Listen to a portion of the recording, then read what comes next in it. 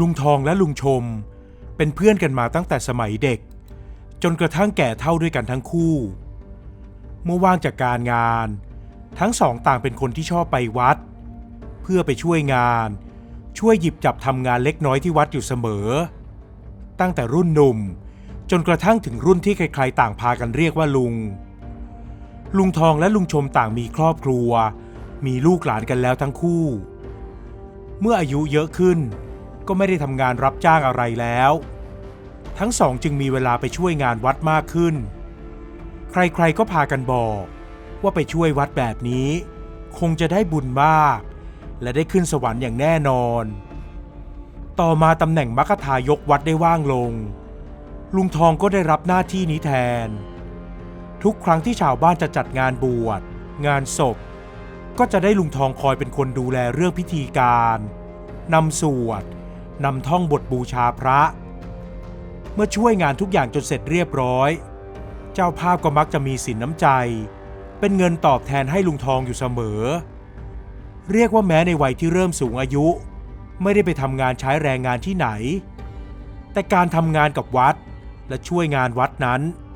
ก็ทำให้ลุงทองมีรายได้ไม่น้อยเลยเมื่อลุงชมเห็นว่าเพื่อนรักอย่างลุงทองมีรายได้งามจากการเป็นมัคคทายกของวัดก็อยากจะมีรายได้บ้างเลยไปปรึกษากับเพื่อนสนิทไอ้ทองเอ็งนี่มันดีนะมาช่วยงานวัดแต่ก็มีรายได้งามทำยังไงข้าจะมีเงินมีทองแบบเอ็งบ้างวะ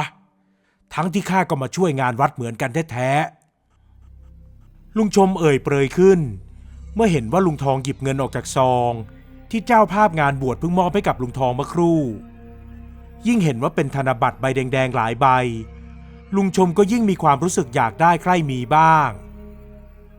มาเป็นสับปะเหร่อเอาไหมล่ะตอนนี้ตาเพิ่มแกเริ่มไม่ไหวแล้วไม่เอาละเว้ยข้าไม่มีมนต์ไม่มีคาถาอย่างตาเพิ่มเขาข้าคงไปทำงานสับปะเหร่อไม่ได้ดอกพอดีพอร้ายทำอะไรไม่ถูกวิธีจะผิดผีเข้าอีกลุงชมรีบปฏิเสธทันทีแต่แท้จริงแล้วเขาไม่ค่อยชอบเห็นความไม่งามของร่างกายคนยามที่เสียชีวิตไปแล้วเพราะบางรายก็มีสภาพไม่น่าดูนักคนตายแต่ละคนหากแก่ตายหรือเจ็บป่วยตายก็ไม่เท่าไหร่แต่บางคนตายเพราะอุบัติเหตุแม้ทางโรงพยาบาลจะทำการตกแต่งร่างกายมาให้แล้วแต่ก็ยังไม่น่ามองนักในสายตาของลุงชมถ้าอย่างนั้นก็คงยังไม่มีงานอะไรว่างหรอกในตอนนี้แต่แกก็คอยมาช่วยกวาดลานวัดช่วยถูศาลาเหมือนเดิมไปก่อนก็แล้วกันเผื่อท่านเจ้าอาวาสอยากจะได้ใครมาช่วยงานเพิ่มลุงทองแนะนำไปอย่างนั้นซึ่งลุงชมก็พยักหน้ารับแม้จะยังไม่มีตำแหน่งงานอะไรเป็นชิ้นเป็นอันในวัดแต่ลุงชมก็ยังคงมาวัดในทุกๆวันหลังจากช่วยพระเนนกวาดลานวัดและถูศาลาเสร็จแล้วลุงชมก็จะมานั่งมานอนที่ศาลาริมแม่น้ำเพราะมีลมเย็นๆพัดโชยมาตลอดเวลานับว่าวัดแห่งนี้เป็นสถานที่อันน่าพักผ่อนและเอื้ออาทรให้กับทั้งคนและสัตว์เจ้าอาวาสของวัดเป็นพระที่บวชเรียนมาตั้งแต่เด็กจนกระทั่งตอนนี้อายุก็40 กว่าปีแล้วท่านดำรงตนอยู่ในสมณเพศอย่างงดงามไม่มีเรื่องด่างพร้อยให้ผู้คนเอาไปติฉินนินทาได้ซึ่งเป็นที่เคารพของผู้คนในแถบนั้นเป็นอย่างมากข้างฝ่ายลุงทองนั้นเมื่อมีตำแหน่งชัดเจนในวัดก็มาที่วัดทุกวัน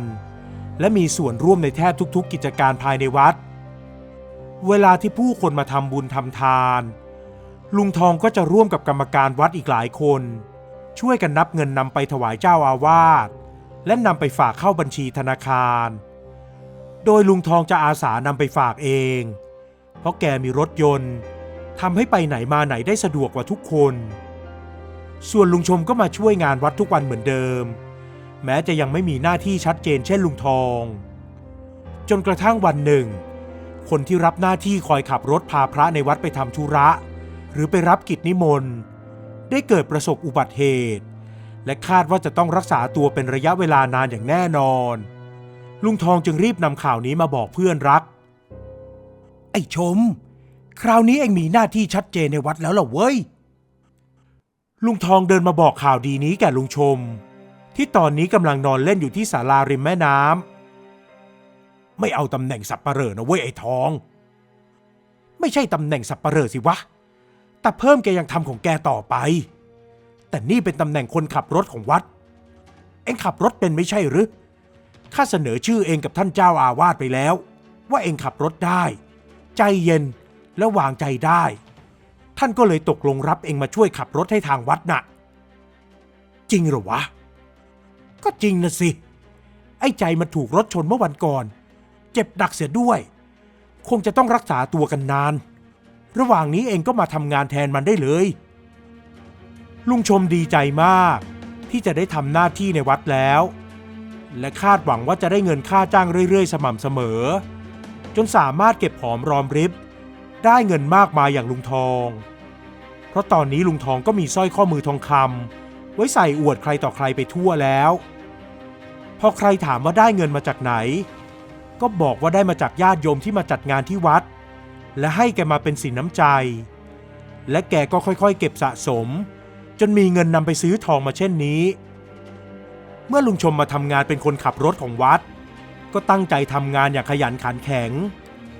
แต่แล้วเขาก็พบว่าค่าจ้างที่ได้จากพระนั้นเทียบกับเงินที่ลุงทองได้จากเจ้าภาพทั้งหลายไม่ได้เลยเพราะบางงานเจ้าภาพก็จะจัดรถมารับพระไปด้วยตัวเองนานๆถึงจะมีงานที่ทางวัดต้องพาพระไปเองดังนั้นความหวังเรื่องที่จะได้เงินเก็บอย่างลุงทองก็เลยดูเหมือนริบหรี่เต็มทีซ้ำในใจคนขับรถของทางวัดก็อาการดีวันดีคืนคาดว่าจะได้กลับมาทำหน้าที่ของเขาเร็วๆนี้ลุงชมกลัวว่าจะหมดหนทางทำมาหากินจึงรีบหาหนทางยื้อเวลาเพื่อให้เขาได้ทำงานกับวัดต่อไปอีกนานๆประจวบเหมาะกับวิไลลูกสาวคนเล็กของลุงชมที่หอบผ้าหอบผ่อนไปอยู่กับไอ้หนุ่มต่างอำเภอได้หอบผ้ากลับบ้านมาเพราะถูกสามีทิ้งก็เลยทำให้ลุงชมเห็นหนทางแล้วว่าจะทำอย่างไรตัวเองถึงจะมีเงินมีรายได้ต่อไปอีกรวมถึงลูกสาวที่หน้าตาสะสวยแต่นิสัยไม่เอาอ่าวคนนี้จะได้มีชีวิตที่สุขสบายไปด้วยแผนการของลุงชมเริ่มจากเวลาที่จะต้องขับรถพาพระในวัดไปทำธุระแกก็จะเอาลูกสาวคนสวยของแกไปด้วยแทบทุกครั้งโดยอ้างว่าลูกสาวมีธุระที่จะต้องไปทางเดียวกันกับพระก็เลยขอไปด้วยและส่วนมากที่ลุงชมพาลูกสาวติดรถไปก็มักจะเป็นตอนที่พาเจ้าอาวาสหนุ่มใหญ่ไปทำธุระทุกครั้งวิไลเป็นผู้หญิงที่หน้าตาดีผิวพรรณก็ดีแถมยังผ่านการมีสามีมาแล้วจึงไม่มีท่าทีเหนียมอายอะไรออกจะเป็นหญิงชัดเจนและมีจริตจักร้านมารยาเสียด้วยหล่อนรู้ว่าจะต้องทำอย่างไรให้ตนเองเป็นที่ต้องตาต้องใจของชายหนุ่มรู้ว่าจะต้องทำอย่างไร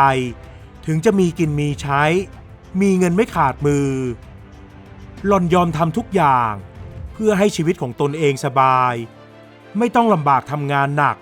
เหมือนตอนที่หนีตามผู้ชายรุ่นราวคราวเดียวกันแม้จะเป็นเรื่องผิดบาปก็ไม่สนใจเพราะเชื่อว่าคนเรานั้นเกิดมาชาติเดียวและตายในชาติเดียวแม้จะมีคนรอบข้างเชื่อในเรื่องเวรกรรมก็ตามแต่วิไลมักจะพูดอยู่เสมอว่าชีวิตหล่อนต้องสบายในชาตินี้ไม่สนใจชาติหน้าการที่ลุงชมพาลูกสาวติดรถไปด้วยทุกครั้งเวลาที่พาเจ้าอาวาสไปทำธุระนอกวัดนั่นเป็นที่เริ่มพูดถึงของชาวบ้านแต่สองพ่อลูกก็ไม่สนใจซ้ำวิไลยังเริ่มมีเงินใช้สอยอย่างสบายมือเข้าร้านเสริมสวยบ่อยๆแต่งหน้าทำผมสวยงามมีเสื้อผ้าใหม่ๆใส่ไปไหนมาไหนอวดผู้คนแบบไม่สนสายตาของใครทั้งนั้นเช่นเดียวกับลุงชมที่มีเงินใช้อย่างคล่องมือจนลุงทองเองก็ยังคอยสังเกตอยู่เช่นกันไม่นานลุงชมก็มีสร้อยคอทองคำใส่เช่นเดียวกับลุงทองแต่มีขนาดใหญ่กว่ารวมถึงวิไลผู้เป็นลูกสาวก็มีสร้อยคอทองคำและสร้อยข้อมือทองคำใส่เช่นกันไม่นานนักชาวบ้านก็มีเรื่องให้ประหลาดใจไปทั่วหน้านั่นก็คือเจ้าอาวาสที่เคยประพฤติปฏิบัติตนดีงามมาตลอดได้ลาสิกขาบทโดยที่ไม่มีใครคาดคิดแถมยังไม่สามารถคัดค้านหรือทัดทานได้ทุกคนได้แต่แอบพูดคุย ถึงขั้นนินทาหาสาเหตุว่าอะไรคือเหตุผลที่ทำให้เจ้าอาวาสสึกออกมาเช่นนี้แต่ไม่นานนักทุกคนก็ได้คำตอบเพราะลุงชมได้ไปเป่าประกาศเชิญชวนคนในหมู่บ้านให้มาร่วมงานแต่งของวิไลกับอดีตเจ้าอาวาสหนุ่มใหญ่ที่ตอนนี้ได้สึกแล้วและมาอยู่บ้านลุงชมในฐานะลูกเขยคนเล็กแถมยังริเริ่มโครงการจะสร้างบ้านใหม่ให้ลุงชมเสียด้วยแม้จะนินทากันจนเป็นที่สนุกปากแต่ถึงอย่างนั้นงานแต่งของอดีตเจ้าอาวาสกับวิไลก็มีผู้คนในหมู่บ้านไปร่วมงานกันอย่างอุ่นหนาฝาข้างส่วนลุงทองก็ได้แต่พูดระคนประชดลุงชมแม่ไอ้ชมมันวาสนาดีมีลูกสาวเป็นแม่ไม้ไม่ทันไรลูกสาวก็ได้แต่งงานใหม่แถมลูกเขยยังเคยเป็นคนมีหน้ามีตาคนไหว้สากันทั้งตำบลเอ็งมันก็พูดเกินไปไอ้ทองลุงชมรีบแย้งเพื่อนสนิทในวัยเด็กและไม่ไวแผลกลับไปบ้างข้าก็เดินตามรอยเองยังไงล่ะไปทำงานเป็นมัคคทายกไม่เท่าไหร่มีทองเส้นเบ้อเร่อมาใส่แล้วเมื่อโดนย้อนกลับไปแบบนั้นลุงทองก็มีโมโหตั้งท่าจะท้าตีท้าต่อยกับลุงชมจนชาวบ้านต้องมาห้ามทับเอาพอนี่มันงานแต่งไม่ใช่งานแข่งขันชกมวยวัดโว้ยพอได้แล้วพวกเองทั้งสองคนนั่นแหละทั้งสองถึงได้แยกย้ายกันไปคนละทางแต่ไม่ไหวที่จะมีเสียงชาวบ้านแว่วมาเข้าหูอีกยังไงเสียลุงทองก็ยังดีกว่าลุงชมนะเป็นมัคคทายกมานานทำงานใกล้ชิดกับเจ้าอาวาสแต่ไม่เคยเอาลูกสาวไปเร่ขายให้ถึงที่แบบลุงชมแม้คำนินทาว่าร้ายจากชาวบ้านจะแว่วมาเข้าหูให้เคืองแค้นใจแต่ลุงชมก็ไม่อยากไปต่อความยาวสาวความยืดแซงทำเป็นไม่ได้ยินเสียแล้วปล่อยผ่านไปเพราะคิดว่าอีกหน่อยหากแกมีบ้านหลังใหญ่มีเงินมีทองใช้สบายมือชาวบ้านก็คงจะหันมาเยินยอแกเองทว่าสิ่งที่ลุงชมคิดกลับไม่เป็นอย่างนั้นเพราะหลังจากงานแต่งจบลงไปไม่เท่าไหร่จู่ๆลุงชมก็หกล้มจนลูกหลานต้องรีบพาไปหาหมอแม้หมอจะพยายามช่วยอย่างเต็มที่แล้วก็ตามแต่ลุงชมก็ไม่สามารถกลับมาเป็นปกติได้ลุงชมกลายเป็นผู้ป่วยอัมพาตต้องนอนติดเตียงไปไหนมาไหนหรือทำอะไรด้วยตัวเองไม่ได้เลยสักอย่างแม้แต่จะพูดก็ยังพูดไม่ได้แต่ส่งเสียงอื้ออ้าไปเท่านั้นลูกหลานก็เริ่มระอาที่จะต้องมาดูแลคนป่วยติดเตียงเช่นนี้เงินที่ลุงเคยได้จากอดีตเจ้าอาวาสที่กลายมาเป็นลูกเขยตอนนี้ก็เริ่มร่อยหรอลงแม้ลูกเขยคนเล็กที่บวชมาหลายปีจะมีเงินเก็บส่วนตัวจากที่ญาติโยมถวายให้แต่เขาก็ไม่ค่อยอยากเจียดเงินมาดูแลลุงชมเพราะตอนนี้วิไลเองก็ตั้งท้องแล้วเรื่องของลุงชมเป็นที่นินทากันสนุกปากของชาวบ้านยังไม่ทันจางหายไม่ทันไรวิไลก็คลอดลูกออกมาทว่าเด็กก็เกิดมาพิการปากแหว่งเพดานโหว่แม้จะมีผิวพรรณดีแต่กลับพิการและเจ็บป่วยบ่อยๆซึ่งเป็นการตอกย้ำเวรกรรมของสองพ่อลูกที่คิดคดโกงกับวัดทำมาหากินไม่บริสุทธิ์จงใจเอาลูกสาวไปยั่วยวนจนพระต้องสึกออกมาครองเรือนด้วยเสวยสุขได้ไม่ทันไรก็ต้องมาเจ็บป่วยพิการส่วนอดีตเจ้าอาวาสกับวิไลที่แอบชอบพอกันตั้งแต่ยังครองผ้าเหลืองก็ได้รับผลกรรมด้วยการที่ต้องดูแลลูกที่ไม่สมบูรณ์และเจ็บป่วยกระเสอบกระแสะตลอดชาวบ้านพากันพูดว่าเสียแรงที่ลุงชมเป็นเพื่อนสนิทกับลุงทองแต่ไม่ทำตัวให้ดีน่านับถืออย่างลุงทองเพราะลุงทองก็ช่วยวัดมาหลายปีแต่ไม่เคยทำอะไรเสียหายเช่นลุงชมเลยสักครั้งทว่าเสียงชื่นชมของชาวบ้านก็ต้องเงียบหายไปเพราะเมื่อยังไม่มีเจ้าอาวาสมาอยู่ใหม่ลุงทองก็ถือตัวเป็นคนจัดการเรื่องธุระในวัดเสียเองไม่นานนักลุงทองก็คิดจะปลูกบ้านใหม่แต่ว่ารั้วเก่าทำให้บ้านคับแคบลุงทองเลยสั่งให้ช่างรื้อรั้วออกเสียก่อนโดยไม่รอลูกๆที่จะมาช่วยคุมงาน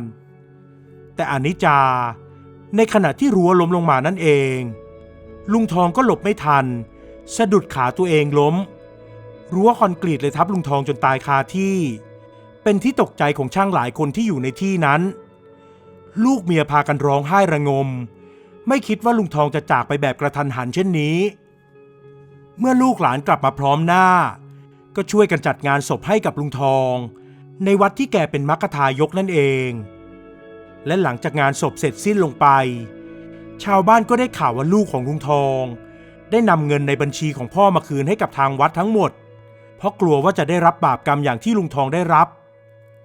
ลูกของลุงทองได้ตรวจเงินในบัญชีแล้วก็พบว่ามีเงินเข้ามาเป็นจำนวนมากตั้งแต่ที่เจ้าอาวาสลาสิกขาออกไปและลุงทองได้เข้ามารับหน้าที่ดูแลการเงินของวัดด้วยตัวเองโดยอ้างว่าทำไปเพื่อรอเจ้าอาวาสรูปใหม่มาประจำการที่วัดกรรมที่ลุงชมกับลูกสาวและลูกเขยรวมถึงลุงทองได้รับล้วนเป็นผลมาจากการยักยอกเงินของวัดไม่ซื่อสัตย์ในหน้าที่ของตนเองและไม่เกรงกลัวต่อบาปกรรมจึงได้รับผลกรรมอย่างน่าสังเวชใจเช่นนั้นวิไลกับสามีและลูกแม้จะไม่ได้ตายหรือเป็นอัมพาตแต่ก็อยู่ที่บ้านเดิมไม่ได้ต้องพากันไปอยู่ที่อื่นเพราะทนกับเสียงนินทาไม่ไหวเรื่องของทั้ง4คนจึงเป็นที่พูดถึงไปอีกนานในเรื่องของเวรกรรมบาปบุญและความไม่ซื่อสัตย์ของคนที่เกี่ยวพันกับวัด